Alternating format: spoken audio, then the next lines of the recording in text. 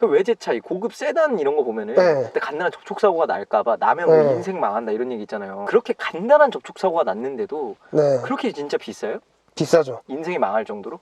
인생이 망한다는 건 너무 과장됐고 네. 이제 고급 차량들 같은 경우에는 이제 스페셜 컬러, 외장 이제 도색 자체도 되게 색이 스페셜하게 들어가서 가격이 너무 많이 올라가요.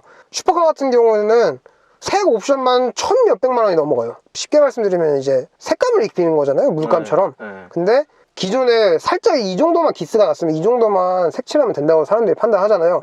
근데 이 색은 새로 입힌 거고 이 주변은 기존에 뭐 1년이 됐든 2년이 됐든 햇빛도 받고 비도 맞고 했던 색이잖아요. 그래서 기존 색이랑 이 부분만 칠한 거랑 색이 동일할 수가 없어요. 그렇다 보니까 살짝만 놔도 이 한 판 도색이 전체가 들어가는 경우가 있죠. 그럼 비용이 천문학적으로 올라가죠. 얼마 정도 돼요? 뭐 예를 들면 1,500만 원짜리 색 옵션이 들어간 차량이다. 뭐 도색값만 거의 5, 600 보시면 돼요.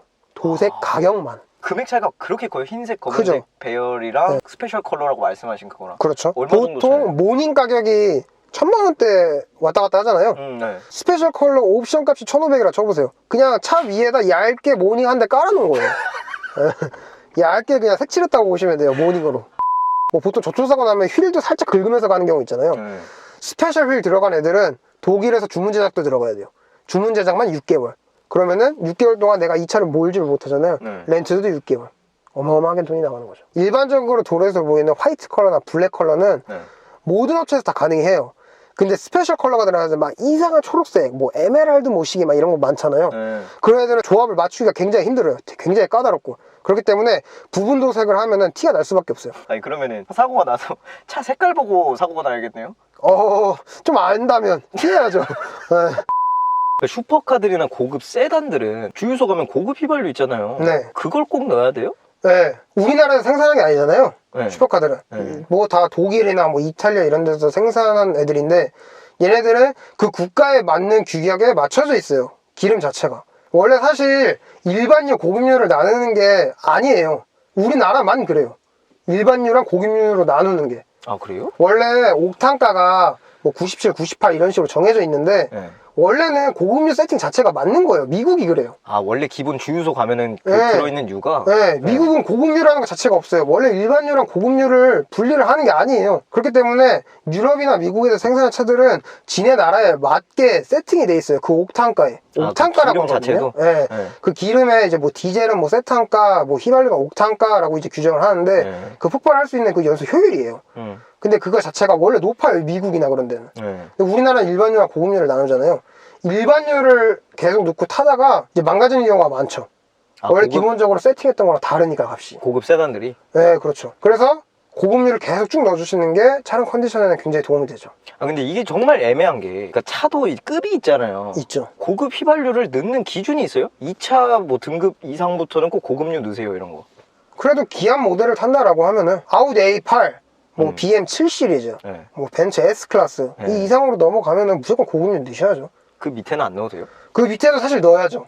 근데 부담되잖아요. 아 뭐 3 시리즈 이런 것도 원래는 고급유를 넣어야 돼요? 넣어야 되는 건 아니에요. 의무는 아니에요. 일반유 넣어도 문제 없는 차들도 있어요. 근데 사람들이 내가 이 차 몰면서 고급유까지 넣어야 돼? 라는 생각들을 많이 하시니까. 아, 그렇죠. 그 외제차는 고급유를 넣어야 된다라는 인식은 있는데 알면서도 안 넣는 사람들 많잖아요. 그렇죠. 왜냐면은 차이를 못 느끼니까. 네, 맞아요. 근데 사실 고급유 넣으면 차량 자체가 되게 부드럽고 나가는 게 달라지긴 해요. 일반유 넣고 한 달 주행했을 때랑 고급유 넣고 한 달 주행했을 때랑은 느낌이 완전 다를 거예요. 그 국산차도 그냥 고급유 넣으면 안 돼요? 국산차 고급유 넣으시는 분들 많아요. 차 좋아하시는 분들은. 이 차는 꼭 고급유를 넣어야 된다, 이 차는 꼭 일반유를 넣어야 된다라는 건 없어요. 근데 고급유를 넣으면 단지 엄청 좋다는 것 뿐이지, 차량 컨디션에. 그냥 똑같은 우유를 먹을지 고칼슘 우유를 먹을지 그 차이래요? 비슷하죠. 아까 말씀하신 그 기암 시리즈 있잖아요. 그런 급 차들이 일반유 넣다가 고장이 나서 온 사례도 많아요?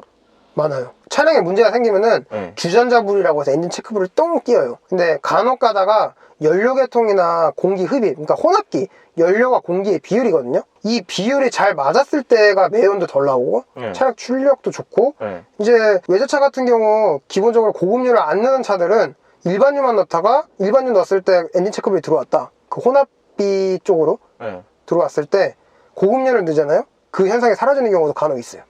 기름 때문에요? 네, 기름 하나 때문에. 그게 아까 말씀하신 그 나라별로 그 만들어낸 기름이 있기 때문에 그렇죠. 그런 거죠. 유럽은 일반유, 고급유에 대한 기준이 없어요. 그리고 나누지도 않고요. 그냥 휘발유면 휘발유, 디젤이면 디젤이에요.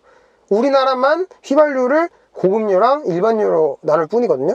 근데 그 일반유랑 고급유가 없는 국가에서 그냥 지네 나라 휘발유로 세팅을 맞춰놨잖아요. 네. 근데 그거보다 옥탄가가 낮으면 우리나라에서 일반유를 넣는다. 당연히 그 세팅이 안 맞잖아요. 그런 경우가 많죠. 그러니까 이게 돈으로 연관되다 보니까 일반유를 넣는 걸 원하시는 거지, 사실 고급유 넣는 게 모든 차이는 다 좋아요. 사치잖아요, 제 차에 고급유 넣으면. 그래서 많은 사람들이 고민을 하는 거죠. 뭐 덤탱이만 샀다 이러잖아요. 네. 그 현실은 뭐예요?